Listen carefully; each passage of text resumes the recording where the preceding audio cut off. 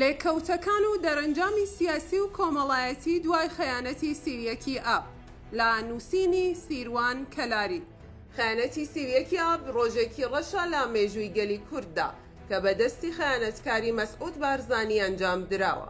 لە مێژووی مرۆڤایەتیدا زۆر شەڕی ناوخۆ و دابەشکاری ڕوویداوە کە بە ئاشتەوایی کۆمەڵایەتی یان بە دابەشکاری کۆتایی هاتووە یان لایەنێک هانای بردووەتە دوژمن و داوای هاوکاری کردووە.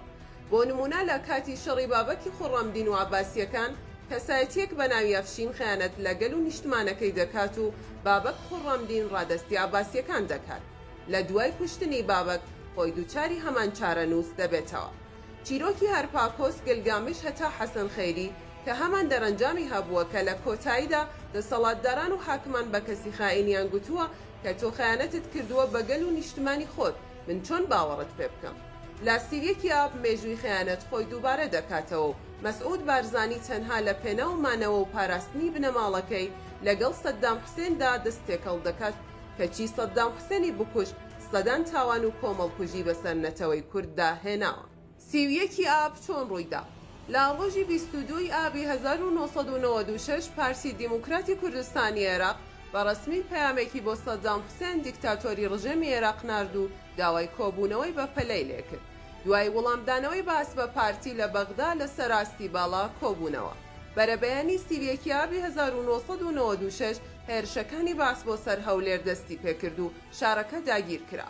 دەستدرێژی، کوشتن، تاڵانکردنی ماڵ و مڵکی هاوڵاتیان، شاربەدەربوونی هەزاران کەس لە ترس و بەدەیان کاری قێزەونتر لە کارنامەی پارتی دیموکراتی کوردستانی عێراقە. پارلەمانی کوردستان کە بە خوێنی هەزاران ڕۆڵەی کورد بەدەست هاتووە دەکەوێتە ژێر پۆستاڵی بەعسەوە. ئێستا و ڕابردوو کاریگەری شەڕی ناوخۆ لەسەر خەڵک و کۆمەڵگا. شەڕی چەکداری براکوژی لە ساڵانی 1994 تا 1997 لە نێوان پارتی و یەکێتیدا ڕوویدا.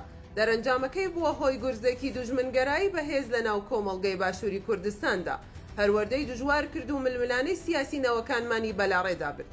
لە شەڕی ناوخۆدا بە کۆی گشتی زیاتر لە 36,000 هاوڵاتی کوژران و بێسەر و شوێن کراون و بووە برینێک لەسەر جەستەی نیشتمانەوە کە تا بە ئەمڕۆ بەردەوامە و کەسانی تاوانبار قەت هەوڵی چارەسەرکردنی ئەو برینەیان نەداوە، بەڵکو قوڵتریان کردووەتەوە.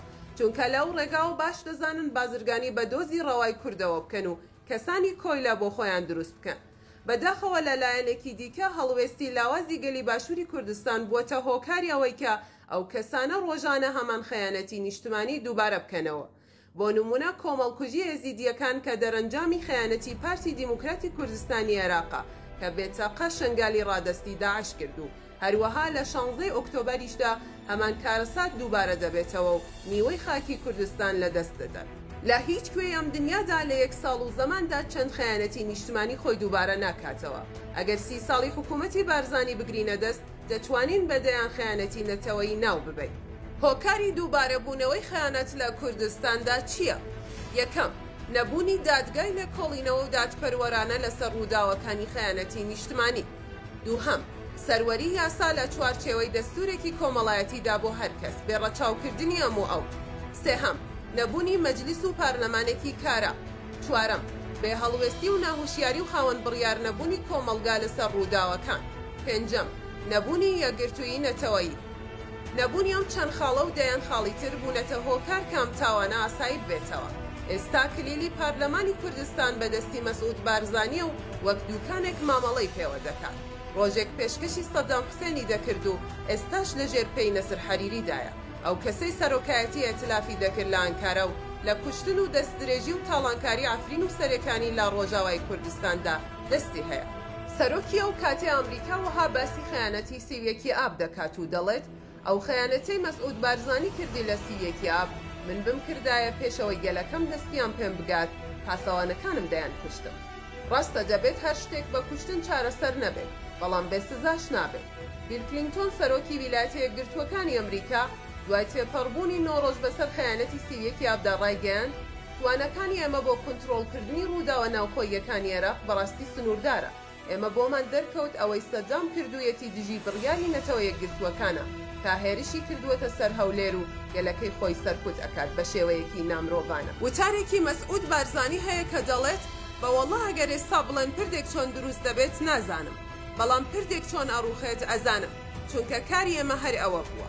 ئەمەیە تێڕوانینی سەرکردەی کورد بۆ ئاوەدانکردنەوەی وڵاتەکەی، بۆیە خۆی دان باوەدانێت کە کاری ئەو ڕوخاندن بووە نەک بوونیادنان. بەڵێ ئەگەر بڵێن پردێک چۆن دەڕوخێت دەزانێت، بەڵام نازانێت پردێکی ڕووخاو چاک بکاتەوە. ئەو بەڵێنەی مەسعود بارزانی لە سیویەکی ئابدا بە سەدام حوسێنیدا بردیە سەر کە لە دوای ڕووخانی سەدام حوسێن لە ساڵی 2003 کە داڵدەی باسیەکان بدات و بیان پارێزێت. لە زاوای سەدام حوسێنەوە بگرە هەتا عەزەت دووری بەگشتی لە هەولێرەوە دەرکەوتن. لە ساڵیادی ئەنفالی بارزانیەکاندا ئەتهەم بارزانی ئامۆزای مەسعود بارزانی بوونی باسیەکانی لە هەولێر پشتڕاست کردەوە و چەند جارێکیش لەلایەنی عێراق و دەستگای جاسووسی و هەواڵگیری نێودەوڵەتی ئەم بابەتە پشتڕاست کراوەتەوە. خەیانەتی هەکاری، کۆمەڵکوشکردنی گریلاکانی پارتی کرێکارانی کوردستان لە هەولێر، کۆمەڵکوشکردنی ئەندامانی حیزبی کۆمەڵ و دیموکرات بۆ ڕژێمی ئێران، شەهیدکردنی سەرکردەی کورد سلێمان موعینی و بە هەزاران تاوانی تر بەدەستی پارتی دیموکراتی کوردستانی عێراق ئەنجام دراوە. لە زووەوە کاتیەوە هاتووە کە گەلی کورد بێژێت بەسا. مەسعود بارزانی بێگوێدان بە بەرژەوەندی نەتەوەیی کورد هێشتا دەست هەڵگری خەیانەتەکانی خۆی نەبووە. لە سەردەمی بزوتنەوەی گۆڕاندا داخستنی پارلەمان و پێشگرتن بە دکتۆر یوسف سەرۆکی ئەو کاتەی پارلەمان و ئێستاش نزیک بە 9 مانگە هەڵبژاردنەکانی پارلەمانی هەرێمی کوردستان بەڕێوە چووە و ئەوەی نایەوێ پارلەمان کارابێتەوە دیسانەوە پارتی دیموکراتی کوردستانی عێراقا.